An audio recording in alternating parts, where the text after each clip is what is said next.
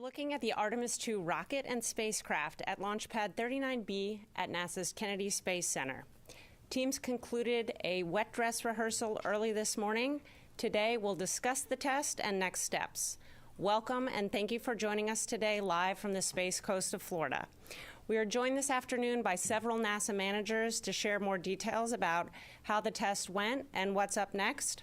They are Amit Kshatriya, NASA Associate Administrator, Dr. Lori Glaze, Moon to Mars Program Manager, Charlie Blackwell Thompson, Artemis Launch Director, and John Honeycutt, Chair of the Artemis II Mission Management Team.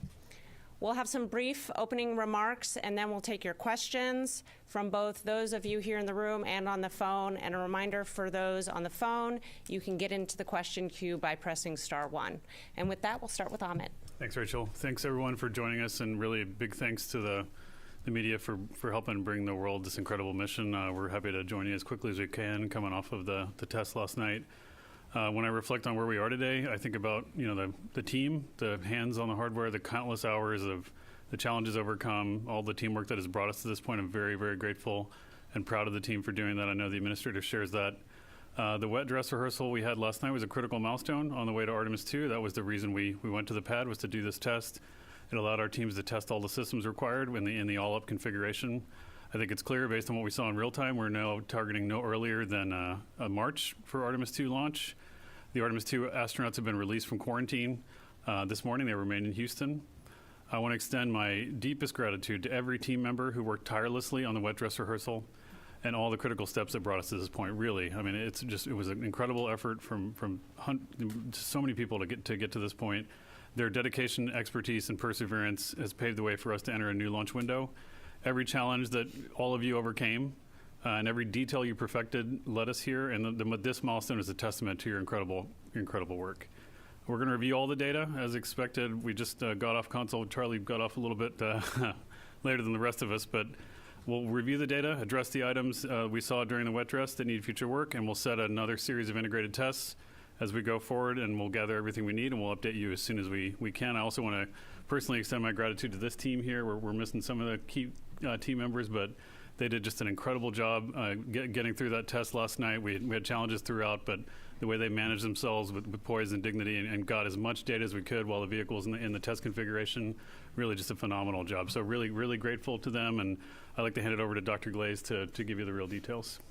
Great. Thank you so much, Amit. And I'd also like to thank you all, those that are here in the room and those online. Thank you so much. You saw the image of the rocket out of the pad. Those of you that are here have been out there and seen it out there, and I can just say the excitement is just really building. You can feel it in the air when we're out here, when we're near the rocket. It really is spectacular. As Amit said, the wet dress rehearsal is an essential part on our path to flying our 4 crew members, Reed, Victor, Christina, and Jeremy, around the moon and bringing them home. I can tell you that I was conversing with our commander, Reed Wiseman, as we went through wet dress yesterday and following. I know that Amit and the administrator also spoke with the commander, and so we've been staying in constant communication so that they know where we are and that we're all together on this as we are moving forward with our plans. I'd just like to say a couple of words about the wet dress. We really did learn a lot from the Artemis I mission, and we implemented a lot of the lessons learned yesterday through wet dress. And I would say many of those were demonstrated very successfully. And then we were able to actually gain additional data as we were going through the rehearsal. Myself, I know when I went in, I had 3 big things that I really wanted to make sure we were getting data on. And I would say all 3 of those, we did a fantastic job of gathering the important data that we need. First off, everyone's aware of some of the challenges with the hydrogen tanking from Artemis I, and we had made some changes. And I would say the fact that we got to full tanking yesterday on the first try was tremendous success, and we gathered an enormous amount of data on the processes and how we want to go forward with that in the future. So I think that was a huge success for us. Another area that I was really focused on was there's the purge barrier that we do the nitrogen purge purge. We have done in the past nitrogen purge between the crew module and the LAS. And we tried something new yesterday, and I really wanted to make sure that we gathered data on how that was working. That'll inform how we perform that in the future to keep the crew and the support staff that are in the white room, keeping them safe as we load the crew. And we got a lot of data there. Fantastic. And then the third area that I was really focused on is, closing those doors, closing the hatches on the crew module and the launch abort system is a challenging process. It's very complex, a lot of steps. It's a big deal. And the more times we can practice that, the better. And I think we, again, got another rep yesterday. Our team's got some more work there. They've learned. We've, again, gathered a lot of important information that's going to help us as we're going forward. Of course, we also identified some additional issues, and we will be tackling those. They tackled them last night. The team did an amazing job. I want to thank Charlie for her incredible leadership. But Charlie and her teams and John and all of our teams that were involved with the wet dress yesterday tackled a variety of challenges in real time and did a great job there. As we've done all along, we rely on the data that we collect through these exercises like the wet dress rehearsal, and it's that data that leads us and sets the pace for where we're going. We have another opportunity in front of us to test our tanking operations and countdown. As Amit says, we will do another wet dress rehearsal in the future, and we look forward to that additional opportunity to learn more about our systems before we launch our crew to the moon. So we got a lot more work to do to get ready for that mission, and we are ready. Our teams are ready. Those incredible individuals that Amit noted, they are geared up and ready to take us forward. I'll hand it over to Charlie. All right. Thanks, Lori. Appreciate it. And thanks to everyone who is here with us today, either in the room or online. So you heard Amit and Lori both talk about our wet dress rehearsal. So we got into our call to stations on Saturday evening and had our plan T0 for yesterday. Got into our go for tanking. We were a little bit behind getting out of the pad, and we got to go for tanking right around 11:30 local time. Got into chill down for both LOX and hydrogen. That went very well. Nothing notable there per the timeline, per the plan. When we got into the LH2 fast fill, which was around 12:29, is when we picked up our first leak in the TSMU in the cavity, which is where the flight and the ground plate come together, and it's that cavity in between. And it's in our 8-inch fill and drain line there. We have a QD that kind of connects those two together. So it was similar, I would say, to some of the signatures that we've seen during Artemis I. Our leak rate was a little bit higher, somewhere in around the, I would say 12 to 14%. As you know, we went back, we did some testing between Artemis I and Artemis II and determined that 16% was an appropriate leak limit for LH2 in that cavity, and so that's what we managed to yesterday. So we saw the leak get up around our limit, and we did a stop flow revert, and when we did that, we saw, of course, the leak came down. We tried a contingency procedure that we used during Artemis I, which is you let that QD warm up, you let the seal warm up, and you try it again. And so we did that a couple times, worked our way through it, and was able to load the core stage all the way to replenish. LOX load went for both core and upper, went really without any issue at all. And we got both stages to replenish, all stages replenish about 17:44 local time yesterday. We worked through a couple things. We had a targeted T0 originally for after 9 p.m. in the evening, but given the contingency procedures and whatnot, we had a new targeted T0 at just after midnight, and we picked up the count, T-minus 10 minutes. We counted through our, got through our polls, picked up the count, counted through 6 minutes. Of course, the crew access arm comes back at 8. That was a big milestone for us, first time we'd ever done that in terminal count with the ground launch sequencer. So a big win on that. It came back just fine, latched into place just like it's supposed to. And we got down inside the 6 minutes, and that is where we began core stage pressurization. And so as we began that pressurization, we did see that the leak within the cavity came up pretty quick. We did a cutoff, which is a normal safing activity for us. We got into our safing steps. We saw the hydrogen concentration come down, and then later in the evening, we got into our drain operations. I am happy to report that early this morning, we had the core stage drain was completed at about 6 o'clock, just after 6 this morning, and right now we have all commodities off the vehicle. Both stages, both commodities are drained. We are in core stage boil off and inerting activities, and we're getting the pad open back up for control work. So that's a little bit of how the test went. Lori talked about some of the great things that came out of the test. I'll tell you, we had never loaded the core stage or the upper stage from the new 1.4 million gallon hydrogen sphere. We had gone through a complete verification and validation, but we didn't have the hardware to do it with, the flight hardware, and so that went really well.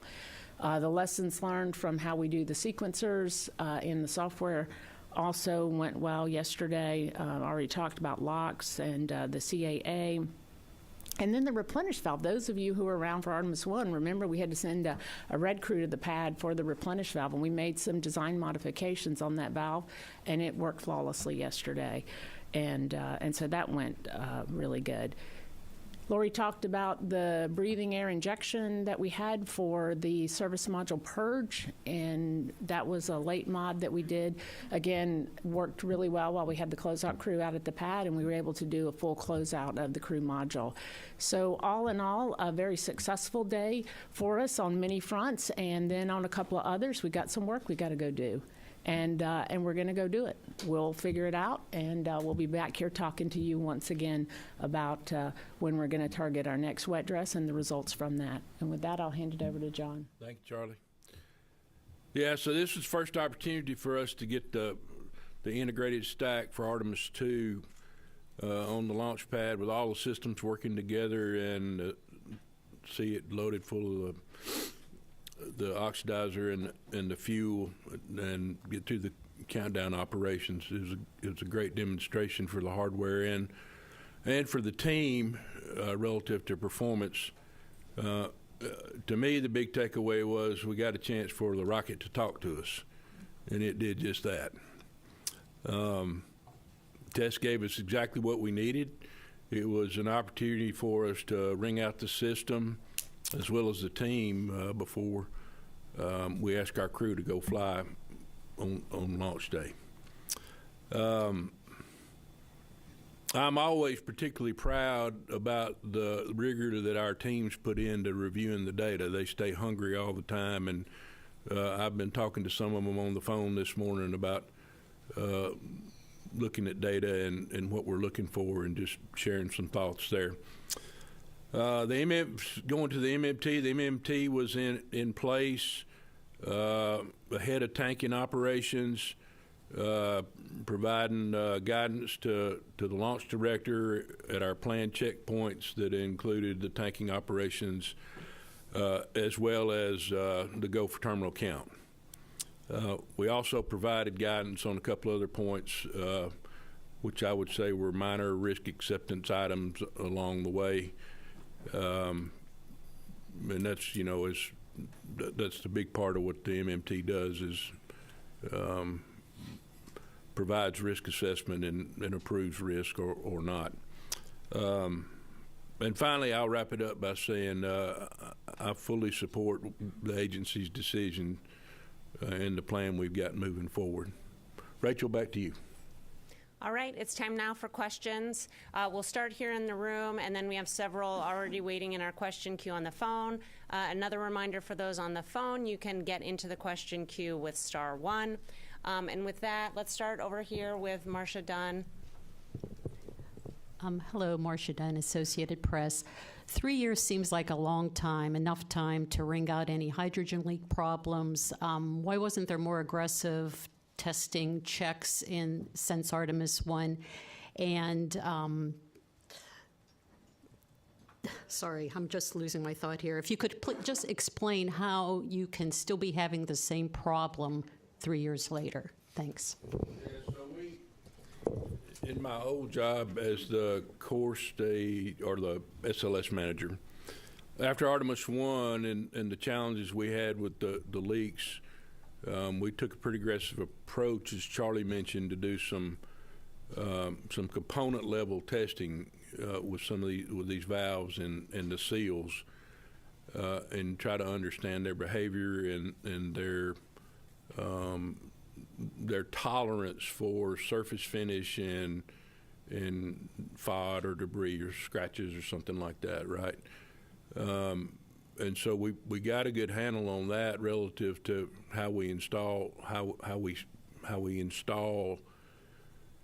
the flight side and the ground side interface there. But on the ground, we're pretty limited as to how much realism we can put into the test. And then at the end of the day, and what I would say to that is, we try to test like we fly, but this interface is a very complex interface, and when you're dealing with hydrogen, it's a small molecule, it's highly energetic, and we like it for that reason, and we do the best we can. And actually this one caught us off guard, and the initial things that we were seeing, and the technical team felt like we either had some sort of misalignment or some sort of deformation or debris on the seal. I would just add that to Marcia's point, we did make some changes, while not to the cavity itself that John was explaining, but we did make some changes to several of the hydrogen components. I talked about the replenish valve. We had a leak there. We did a design mod. It worked great.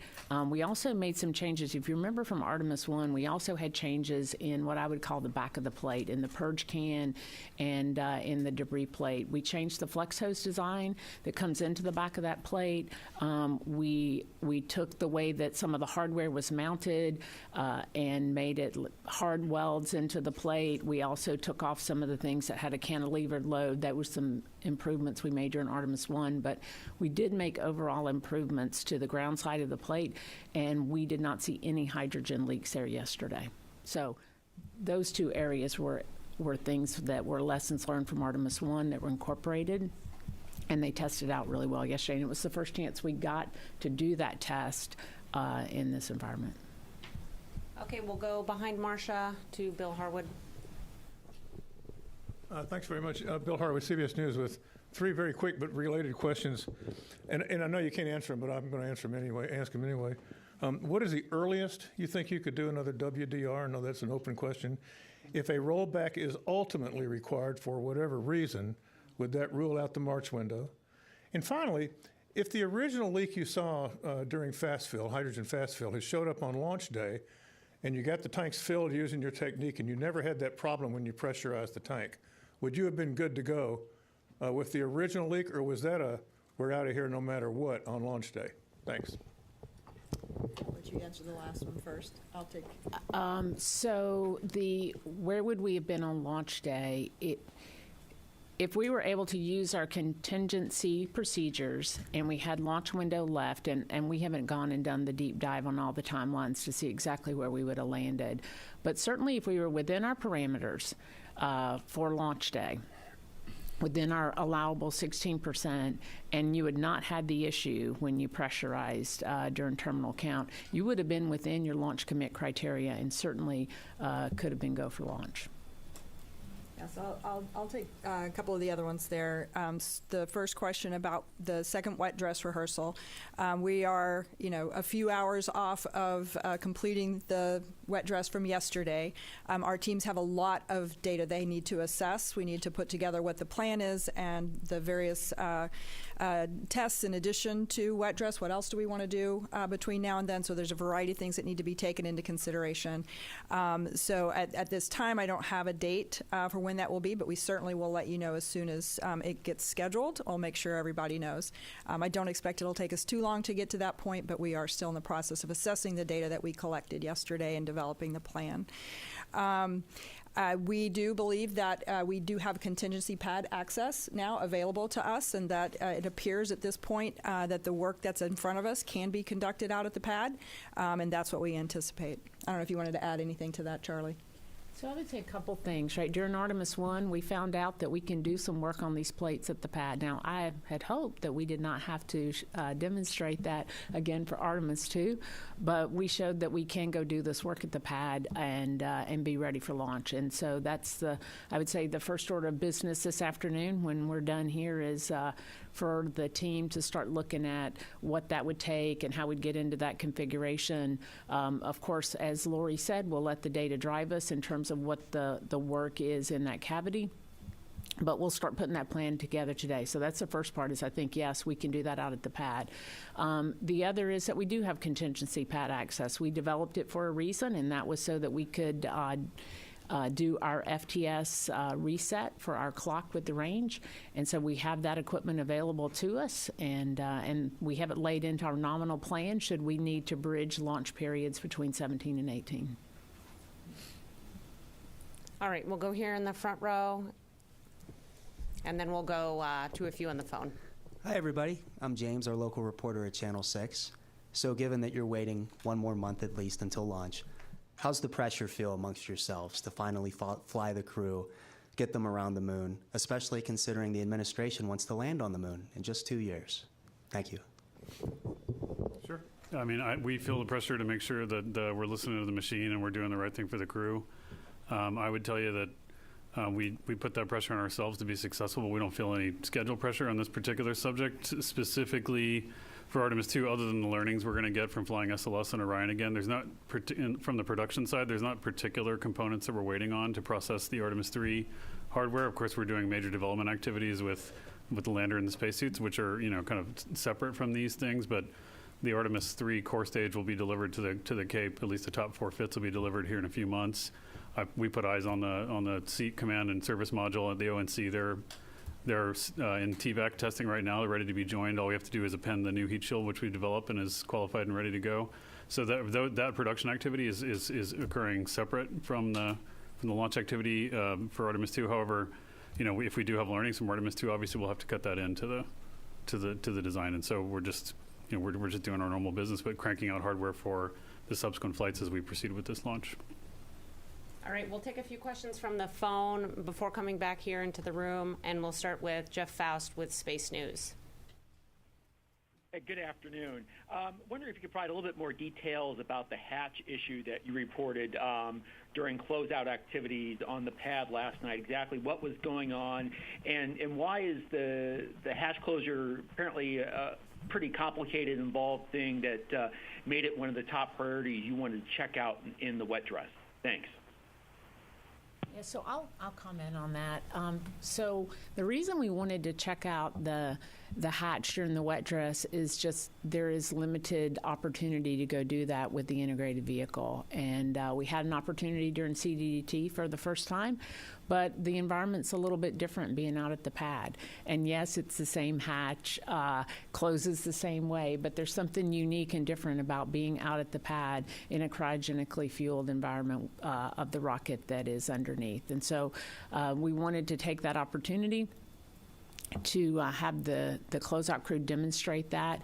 In terms of the complexity of the hatches, there's 2 of them. First off, there's 2 of them to go close out. Folks that were around from Shuttle maybe remember the single hatch and the timelines associated with that. This one's a little bit different because you got to get the crew module hatch closed. You've got to get, Lori mentioned, the purge barrier out, which is it serves as kind of like the name implies, a barrier for that interstitial area, and it's multiple components that come out, and then there's just the closeout of of the White Room itself. So there's just a timeline and a waterfall of work. I don't know that there's any one thing that is very complex about it. It's just the series of work. And of course, for us, we're always monitoring that work because it does contribute to how long our crew is on their back before we get to T0. All right, we'll take another one from the phone from Joey Roulette with Reuters. Hi, thanks. Questions for anyone. I just wanted to re-ask Marcia's question on why this hydrogen leak caught you guys off guard this time. As John Honeycutt said, why wasn't this detected earlier as a possible thing that could come up? And then also I just wanted to get clarity on the Orion closeout work. I know we just talked about the Orion issue, but Jared Isaacman said that additional factors included extended Orion closeout work. And so what is the work ahead on Orion? Thanks. I'll take the first part. Maybe you guys can do the Orion. Yeah, Joey, it's a good question. As we said, we test the component level, right? And we made the improvements we made from Artemis I. I think, I don't want to get ahead of the data review, but part of I think what might be contributing to it, and we have to go inspect the seal and see if it was, what condition it's in. But, when we're mated to the tail service mast and we roll, that rollout environment is very complicated. As you see the size of the machine there and, kind of the way in which we have to push it out to the pad. So, and while we're rolling, that interface is in communication. And so, we don't really know exactly. It's very hard to predict kind of what credit we can take for and what the acceleration environment is all the way up and down the stack. When we did Artemis I, in fact, we did a lot of stop and start tests to see if we could characterize it. But even then, it's pretty complicated from a stress and strain standpoint. And so that's not an excuse. It's just that's the first configuration in which we've been able to witness that environment. Lots of times when we look at the duration the rocket can stay at the pad, we have very good understanding of like onshore winds and those loads and how those affect the mated stack because that's more predictable. The one thing that's very hard for us and we kind of keep in our pocket as pretty constrained is the number of rolls. Those of you guys that followed Artemis I, we were very particular about that because we can't take credit for the witness of that rollout environment. It's very complicated. And so we think that's a contributor, but again, we have to tear the seal apart and see what happened. And I'll leave that for the Orion question for y'all. In terms of the amount of work, if I'm following the question correctly, the amount of work in Orion closeouts for where we were in wet dress, when we were essentially configured for launch, that was always part of our plan because we wanted to limit the amount of work between WDR and our earliest launch opportunity. So in terms of a lot of work within Orion, there really wasn't a whole lot left between WDR and launch. We did have some late stow and some other things, and obviously the final configuration for launch relative to some of the crew equipment. But overall, we were in I would say, very close to launch configuration yesterday. Okay, we'll take one more on the phone and then come back to this side of the room. The next question is from Eric Berger with Ars Technica. Hi, thank you very much for doing this. Earlier today, the NASA administrator said of DSLS, the flight rate is the lowest of any NASA-designed vehicle, and that should be a topic of discussion. And so I'd like to ask about that.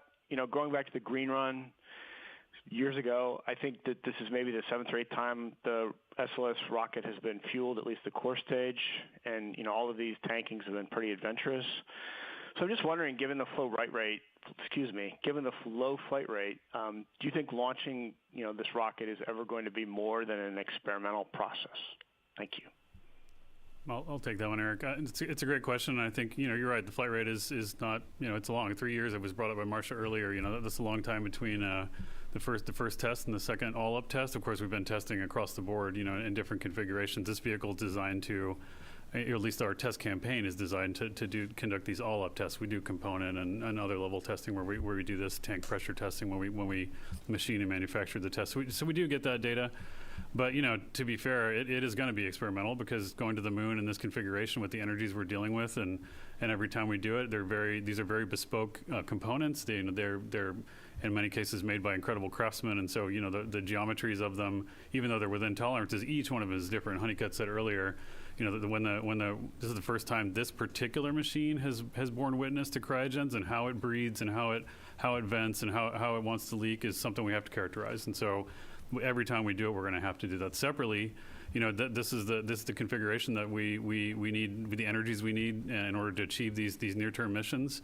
We've been talking with the administrator, at length about this, and he's very passionate about making sure we achieve the objectives of the campaign using this, but also making sure that as we go forward, we try and get to a higher flight rate so we can get more learning, and that is exactly the approach we need, which is why we're pushing for this test for this February window, and we're going to try to as Charlie and Lori and the guys get ready to go, get another test as quickly as we can.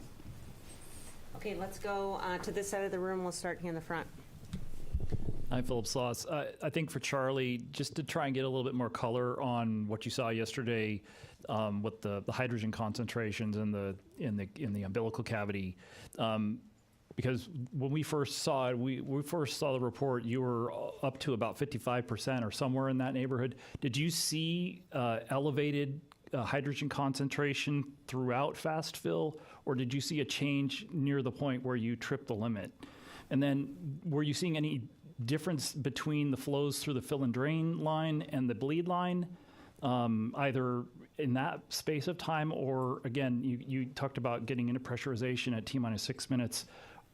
I assume you get into drain back at that point through the bleed line. Is that what possibly tripped the limit during terminal count? So let me start with when we saw the leaks. Let me start there. So, what we have learned during the Artemis tanking campaign is that this interface is sensitive to flow rates and pressures. We learned that during Artemis I, and we saw the same thing. Yesterday. It was when we went to fast fill. We were in slow fill. We were within our limits and within our bands. It was when we transitioned to fast fill that we began to see the limits creeping up, or the concentrations within the cavity creeping up. And we did, was it a steady rate? I mean, it increased. We got up to, probably 12, 14%.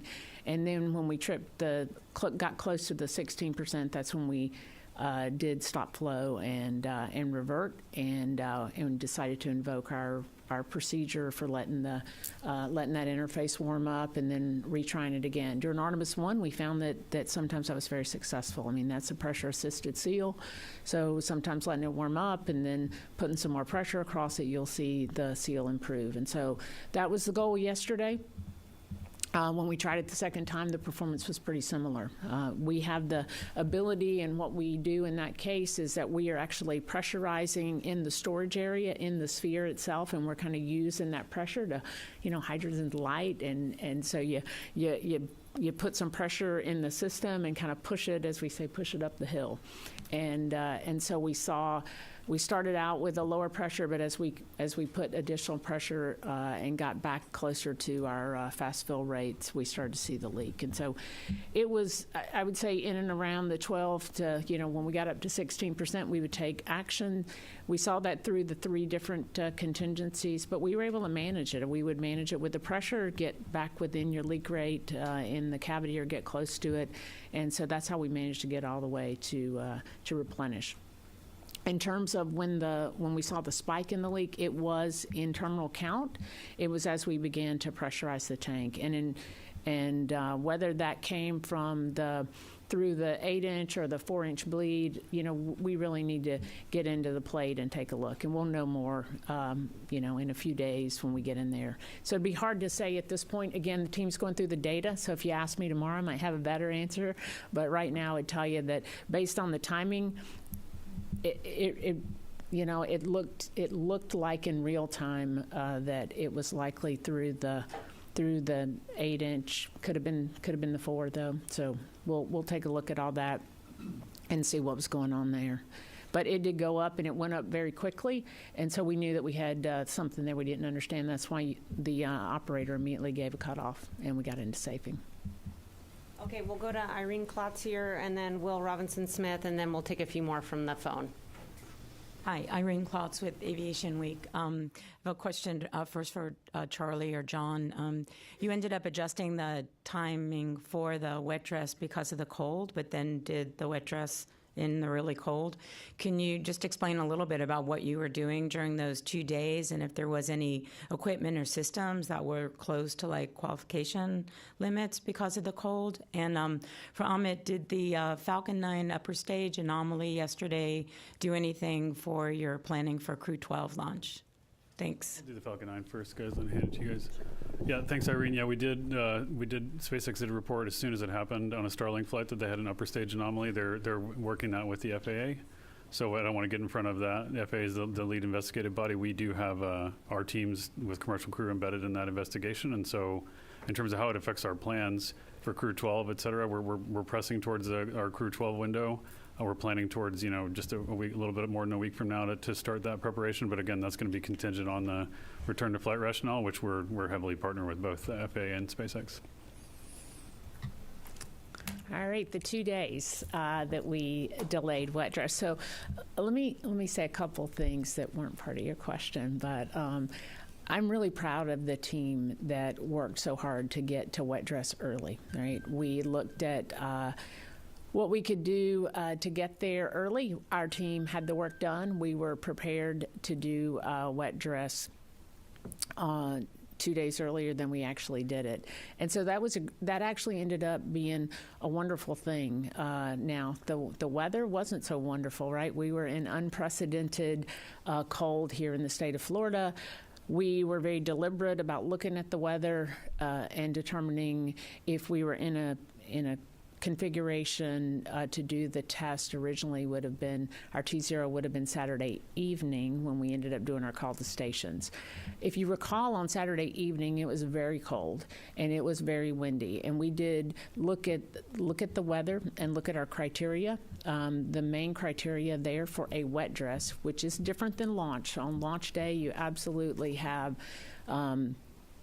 requirements for temperature and winds and other things. For wet dress, we did look at our temperatures because we needed to determine if we were within our certification limits for the ground hardware as well as for the flight hardware, and we looked at winds, and winds was really the more concerning item. There was 37.5 knots was what we were looking at as our constraint. And that was the primary driver for when we moved the wet dress originally from Saturday to Monday. And that was a great call because those of you who were here in the state of Florida during that time, you know that we had 50-plus knot winds on Saturday night. And so that would not have been a good configuration for us to be tanked in. It certainly would not have been a good configuration for us to send our closeout crew to the pad. And so that was part of the consideration for moving it. In terms of how did things go, we certainly saw in some of our, I'll say, pneumatic equipment, right, that is sensitive to temperatures. We saw some fluctuation in some of our regs, but we have as part of the configuration and part of the control on those, they have some automatic or E-reg control that accounts for changes in temperature and pressure. And so we were able to manage all of that. There wasn't anything significant that I would say came out of yesterday other than, activation of some heaters and those types of things. In terms of protecting the vehicle, we had purge go into the aft skirts during the, during the cold weather period. Sorry.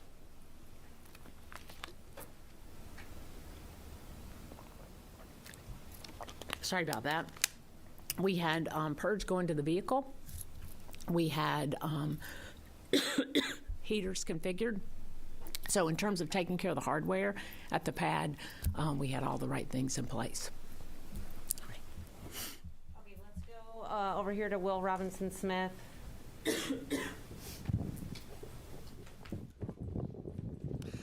Hi, Will Robinson-Smith with Spaceflight Now. Thank you for taking the time to talk with us. A question first to Charlie and then a second to Amit.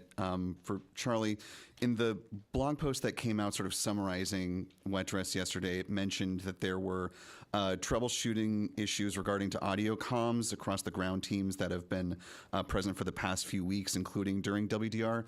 Can you characterize what those were, and are they the same or different than what we're seeing during CDDT in the VAB? And then for Amit, as you're looking towards the future of SLS, bringing in the exploration upper stage, I know the green run is coming up for that in the somewhat near future. Can you talk about some of the planning to maybe nip some of the issues that you've had with the vehicle in the bud for that second version of SLS that's coming down the pike to hopefully make the process to getting to launch a little bit easier? Thanks. You need a break. I'll go ahead and then I'll do sure. the No, it's good. We're looking at the production there for what we're doing at Stennis and how to make those tests more efficient. In fact, we came up with a unique nozzle config so we can do sea level testing of the vacuum engines to make that a little bit better. We'll see how that works. But across the board, we're trying to learn manufacturing fabrication techniques to make that more quick too. I mean, these are big circumferential welds. The diameter is pretty large. We're using a slightly thinner material because we're very mass sensitive there, and so we're learning those things both at Michoud and we're configuring the rigs at Stennis. But I mean, as we go, as we learn every core stage, and is a little bit different, right? As was pointed out earlier, it's an experimental vehicle, and I'm reminded again, for almost 4 days and 40 years from Challenger, nobody sitting in one of these chairs needs to be calling any of these vehicles operational. So, Charlie. Yeah, so the comm issue that I believe you're referring to is a few days before wet dress, and I forget now exactly how many, but we had a significant comm outage in LC-39 with the ground communication system, and that's the OIS loops that we use to communicate across our teams, both here at Kennedy and then back to our support centers across the country. And so we ended up calling in, I'll say, a suite of experts to go look at what might be causing that outage, and it really ended up being I'll say, a series of events that had happened, and it was within the and I'm probably not the right person to answer this in this level of detail, but let me just say that it was in the kind of the details of the code.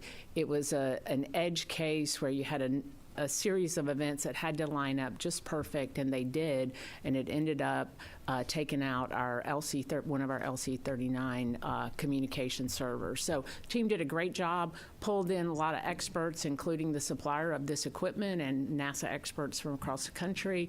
They did a deep dive on all of this, were able to diagnose the root cause right away, put a series of workarounds in place, and I'm happy to report that the comm worked fine during the wet dress rehearsal. And wet dress and launch are a great test case, because if you think about, when you're doing a single test, you might have a handful, maybe you got 30, 40 users, but on wet dress day, you've got centers across the country. We're all tied together. You've got hundreds, maybe thousands of users. So there's a big load on the system, and it worked really well. So the team did a great job resolving that issue.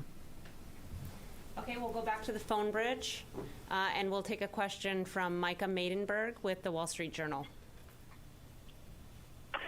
Hey, thanks, Rachel. Maybe for Charlie or John, could you talk about some of the top items the team did not get to practice with the rehearsal stopping when it did? And do you actually need to get closer to or hit that 33-second mark during a rehearsal before an actual launch?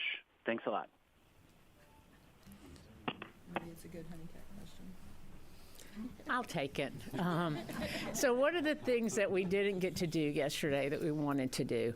Well, let's talk about the things that we did. So we loaded the core stage and the upper stage with hydrogen, got to replenish. We loaded LOX, upper stage and core, got to replenish. What are the things we didn't do? We wanted to get through terminal count.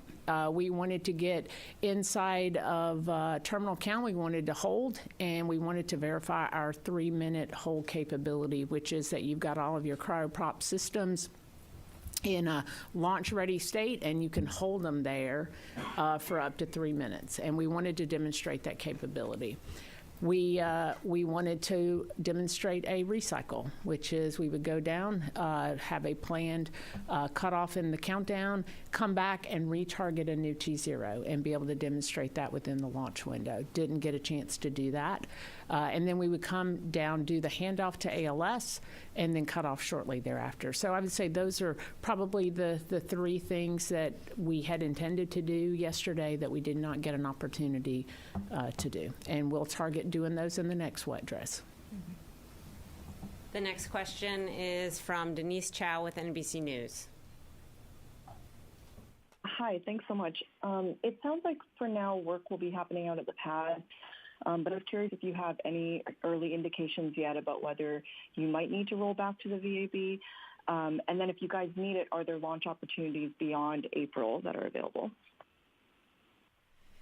Yeah, I'll take the first stab at that. As I said earlier, right now it looks like the work that needs to be done can be done out at the pad. So we're gonna assess that. If that changes, we'll let people know. But that's the intent. As far as the launch opportunities, I know we've published what those opportunities and what the available dates are that could be targeted. We publish those for February, March, and April. We've got opportunities in every month, several days. So, if necessary, we'll go beyond that. But yeah, there are opportunities. We do have, as you know, constraints on a variety of different constraints that determine just how many days within the lunar month we have available for launching. You've seen for February, March, and April, it's on the order of about 5 or 6 days.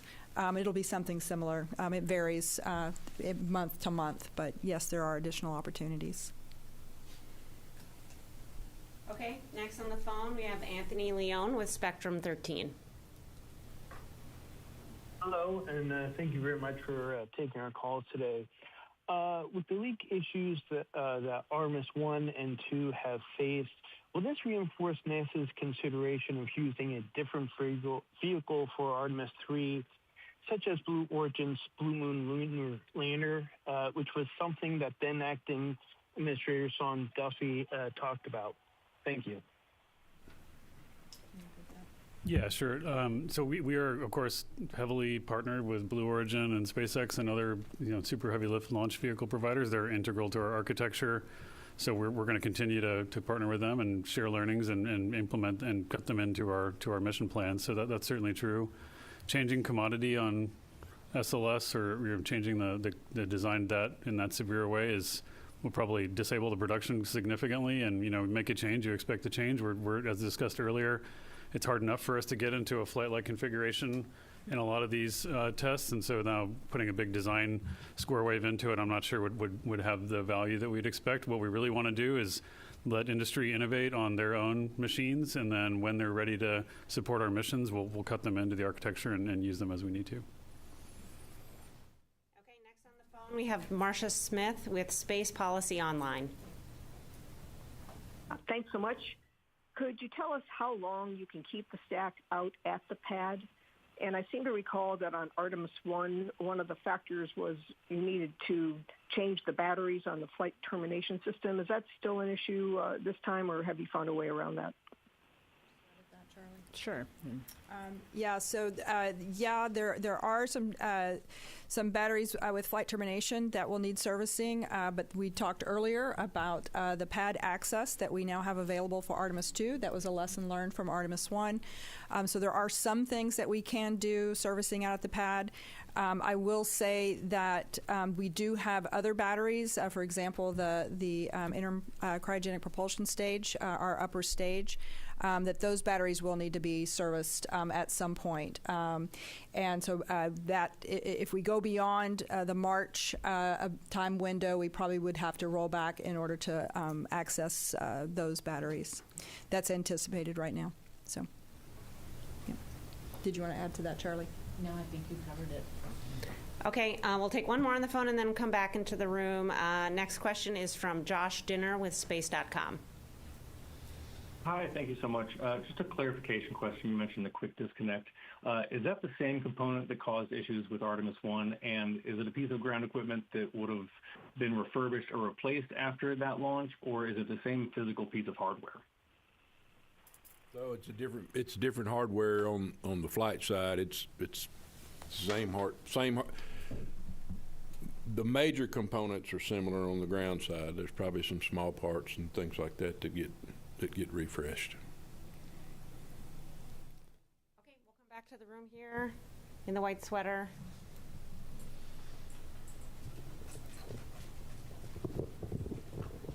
Hi, thanks so much. Jackie Waddles with CNN. A question for Mr. Honeycutt. You mentioned that there were some minor risk acceptance issues that the MMT worked through. Curious, could you give us insight into any of those and how the MMT discussed and what you communicated? Yeah, Charlie talked about launch conditions versus testing in wet dress conditions. The majority of those were things like purge temperatures being out of limit just a little bit, and that doesn't bother us because those are really what's required to flight. They were pretty minor, but our process drives us where we're violating any launch commit criteria, taking a waiver, or there's risk acceptance involved. Charlie and her team bring that forward to the MMT. Okay, we'll come on this side, third row. Yes, Zachary Albert with the launch pad from Canada. For Charlie, looking forward to the next wet dress rehearsals and then a launch attempt, can you take us through what the limitations are for, if we get into tanking, what the limitations to recycle for another opportunity on another day? Artemis 1, I know we heard 24, 48 hours. Also, looking towards the vehicle, are there any waivers that are maybe approaching a deadline that we'd have to look at? With Artemis 1, big one was the SRBs. Are we approaching any of those cutoff timelines that we'd have to look at some sort of waiver? So I'll probably invoke the panel for some of the greater waiver pieces, but I will talk about the recycle capability. So we have two things that in a wet dress that we do, and the first is, or the plan was to come through a nominal count, because on a real launch day, one of the things that we can do is that we come through count. We have a 2-hour launch window, provided that you have enough window to do this. If you had an issue where you had a cutoff in the middle of your term count, you have the ability to go get back into fill, get your tanks topped off. If it was something that you could clear, explain, work your way through, and then retarget a new T0. That is not a capability that we had demonstrated during Artemis 1. Thankfully, on Artemis 1 launch night, we came through terminal count without an issue at all and didn't need that capability. But we wanted to demonstrate. We've done it a ton of times in sims. Time and time again, it's part of our normal sim cadence is to go through and do a recycle, but we've never done it with the hardware. So we wanted to demonstrate that. So that recycle is you are coming through term count, you are going back, and you're going to retarget another T0 within that same 2-hour window. The difference when you were talking about the 48-hour scrub that we had, that is our turnaround between launch attempts. And yes, we do have a very different capability this time around. And before, we utilized somewhere between, depending on when you scrub, somewhere between 250,000, 300,000 gallons of hydrogen. We have losses just in boil off, and so you have to replenish that. And during Artemis 1, that was about 30 tankers worth of hydrogen that we had to roll into the pad. We did about 20 hours of replenishment ops, and that set us up for a 48-hour scrub turnaround. That also puts a big demand on the suppliers, so that's a tough turn for really everyone involved. So we built the new 1.4 million gallon hydrogen sphere. Again, first time we'd ever used it. We refer to it as our loading sphere because that's how we intend to load the vehicle, and we use the old sphere to store hydrogen. So when we have a scrub, we can instead of taking those 30 tankers, we can push a couple of 100,000 gallons of hydrogen from one sphere to the other and be ready for the next attempt. And so we do have a 24-hour scrub turnaround capability for Artemis II as a result of that new hydrogen sphere. Yeah, probably the biggest one you mentioned was the booster. So the booster office does a really good job of staying way ahead of us on when our need is and doing their assessments. So for the near term, we're still good. If we start seeing where we may bump up against that, they'll go reassess. But those assessments have all been positive to date. Some of the other areas you've already heard about, batteries, and then soft good. The Moon to Mars Enterprise does a great job tracking all those life limit items. So I don't see any concern out there right now. Specifically, I think the cast life is good till 28 on the boosters, I think, for this pair, and then slump, you worry about slump, just propellant grain migration, but we can measure that as we go, so we can actually take witness and see if we're getting any migration. We're not seeing any of that right now. A handful of other things on the vehicle, on the spacecraft, like the active, the scrubbing capability of the sorbent material and the CO2 beds is also something we watch, but we've checked that through the middle of 27, so we got a lot of margin there. We'll go back to the phone bridge to the next question from Alicia Sowers with Mashable. Hi, thanks for taking my question. My initial question was going to be about those ground communication dropouts, but since that's already been answered, I was wondering, just sitting at the pad while this work is being completed, is there increased risk of damage to hardware and electronics on SLS through, exposure to these extreme temperatures and, weather elements?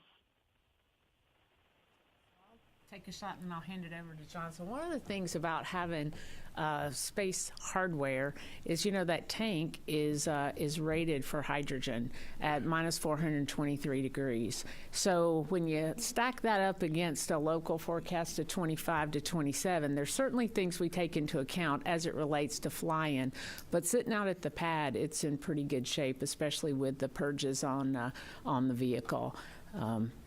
So I think that's, I don't know if you have anything. Yeah, I mean, when we go through our testing and certification processes, we account for all the conditions that we could experience out at the pad, and even back for Artemis I, when we had the high winds from the threat of the hurricane coming through, we did the assessment and we said, hey, it's safer to stay at the pad than just take another rollback, right? Cat 1 hurricane, right? So yep. We also have lighting protection, all that's we protect for. We don't do it carelessly, but I think the vehicle's pretty robust against those conditions. We'll take one last question on the phone from Paul Brinkman with Aerospace America magazine. Hi, yes, I would like. Could somebody please explain in this context how the leak threshold is determined? I believe 16% was mentioned. What exactly is the risk of a leak at 16%? Just why precisely the countdown was terminated in that case? I can take a shot at that, or John, if you want to add. Yeah, what I would tell you, in the shuttle program, I always had scratched my head about why we had such a low requirement at 4%.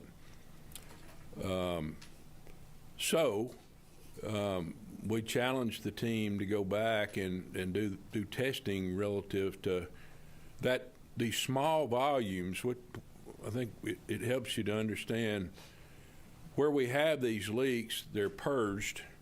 They do have a vent coming out of them.